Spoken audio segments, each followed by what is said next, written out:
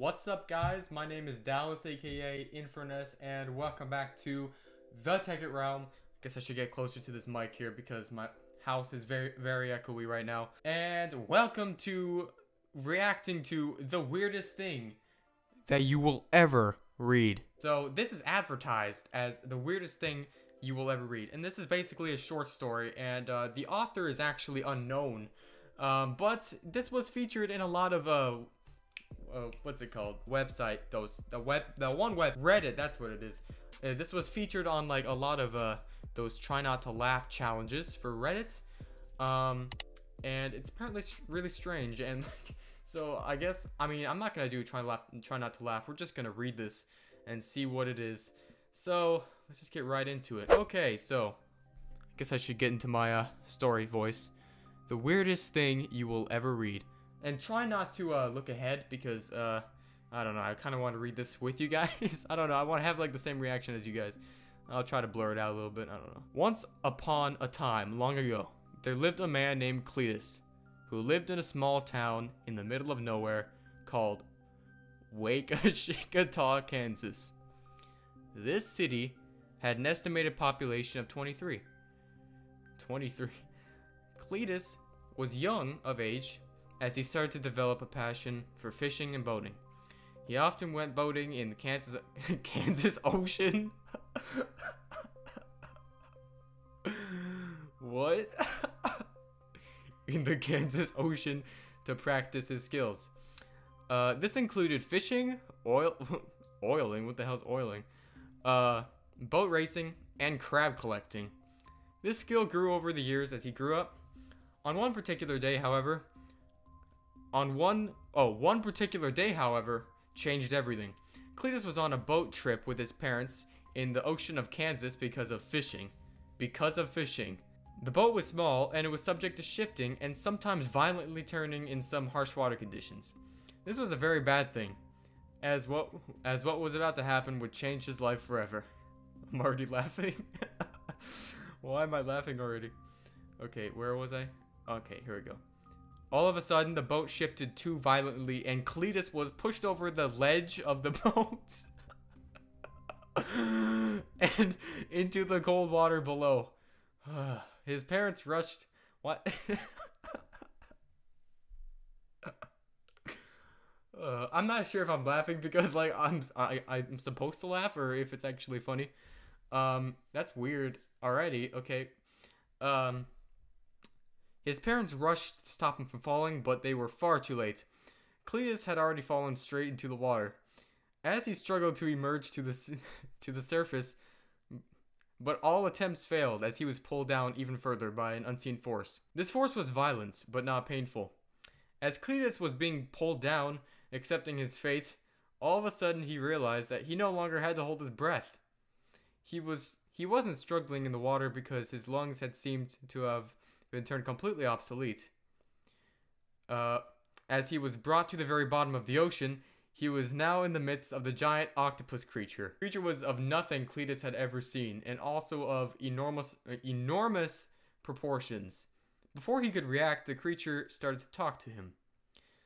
"You have been brought here for a reason, son," he said in an almost incomprehensible voice. "My name is Cthulhu, and I will be your new master. In return for your loyalty for me, you, the chosen one, will receive many riches.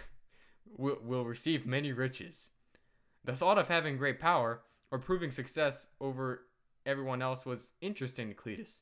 Cthulhu then said, 'Your new name shall be Cthulhu, the overlord of the Kansas Ocean.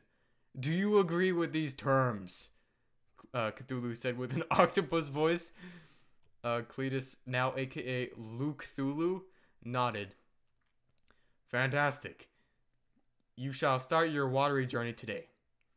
As Cthulhu tossed Cthulhu back to the surface, he also gave him superhuman powers along as well. The first thing that went down at the surface of the ocean, Cthulhu became aware of his first powers. He had the power of not needing to hold your breath when you go underwater and whatnot. He now needed to find his way back to the house across the expansive Kansas Ocean The ocean is at least 10,000 square miles in size and 5,000 miles deep. And located what? And located in the state of Kansas, USA. As Cthulhu made his way back to his place of origin, Wakashikata.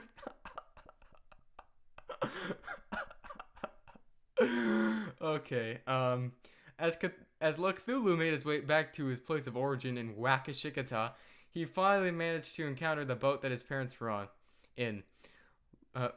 Loud. I'm the one under the sun music played from the inside.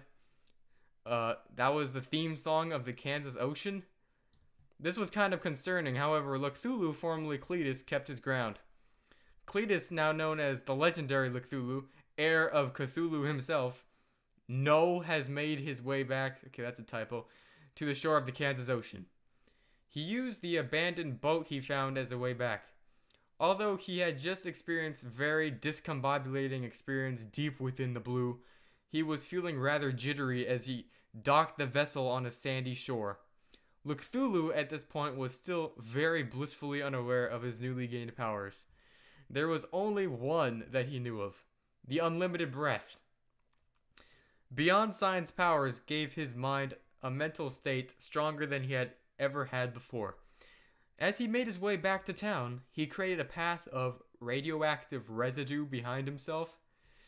The path he took alarmed the authorities immediately in Wakashikata, and many people were drawn out of the place of dwelling because of Cletus's newfound powers and identity. There was still so much he did not know. He was no longer recognizable to the town people, even when prior to the accident he was a very well known individual. None of the 23 people of Wakashikata gave him any attention other than fear and anxiety. They thought this was a creature sent to destroy them. Before Cthulhu could think of what to do, he heard once again loud "I'm the one under the sun" music turned up and playing in the distance. What? Was this a sign of his family? Or was his ears betraying him? "Is thee sent from the blue to destroy us of the shore of ye great 5,000-mile deep ocean?" yelled a concerned townsman. "Thou shalt be a threat among thy," yelled another. All the while, music kept getting louder before...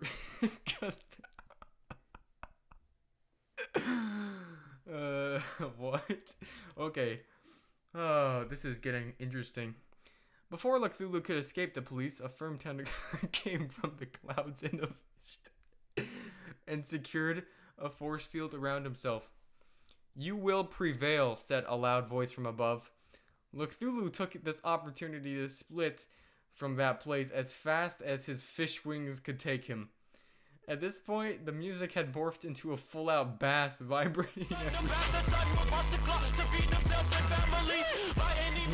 His flight lasted only a few minutes before spotting his house on a small field that seemed familiar. As he glided towards it, he noticed something very odd. At his small house, located at Wadawahala Street, sat a huge gravestone. Inscribed within it, "Cletus, the one under the sun, R.I.P." This was terrible. Everyone thought he had drowned in the Kansas Ocean. But at least the music was mostly gone now. The bass was still ringing in his ears. The bass, okay. Cletus starts to feel an overwhelming amount of grief over his own death, not knowing he was obviously still alive. In fact, he was more alive than he had ever been before with his newfound powers. He is able to manipulate space-time continuum itself. He could reverse everything and return to his previous life if he truly desired. He could still hear the faint muffles of the music playing near the grave itself. His parents grieved. "I'm the one under the sun," the radio played.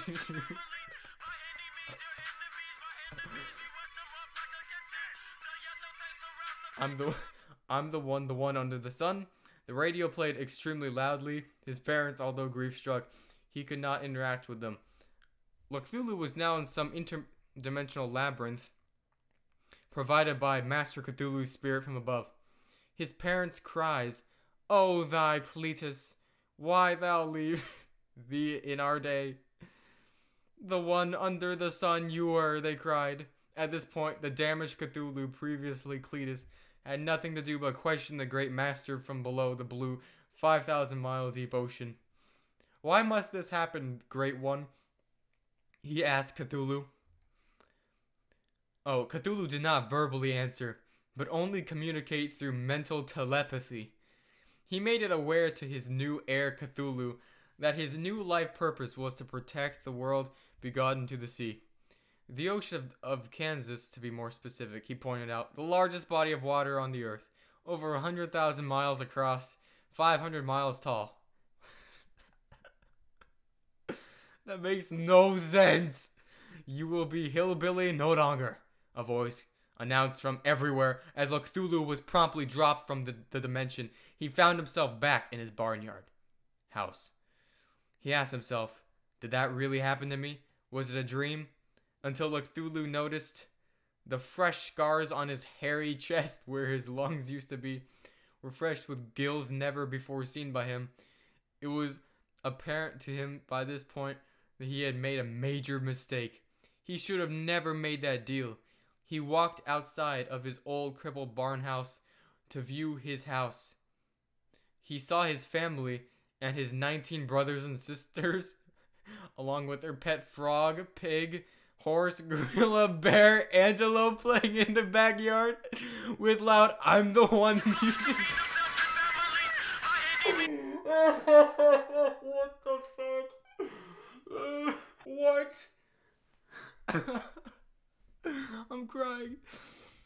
Playing from miles away, it was still the national anthem of Wakashikata. He checked. What in the actual hell, man? This was written by like someone in a mental asylum or some shit. He checked the time on his phone. Was terrified to notice that 2 years had passed. He had been flung into the future. His family had moved on. His old existence was no more. He knew what he had to do. "I will defend the kingdom of the below with the Great One." The end. No author. I wonder why. His life would be ruined. This is written by some sort of freaking, I don't even freaking know, mental patient or some crap. My God. What on earth? Dude, none of that even makes any sense. That literally just makes jack sense. Okay, that was just strange. I don't even know how else to describe that. That was just strange. So whoever wrote that, thank you so much for bringing this into this world. I don't know. Freaking, that's pretty much it. Wow. This was on Reddit. Try not to laugh. And yeah, this was actually rated like 5 out of 5. So that's it. Thank you guys so much for watching. And I hope you weren't driven to insanity because of this. If you were, I'm sorry. But this was pretty funny. And I'll see you guys in the next one. Goodbye.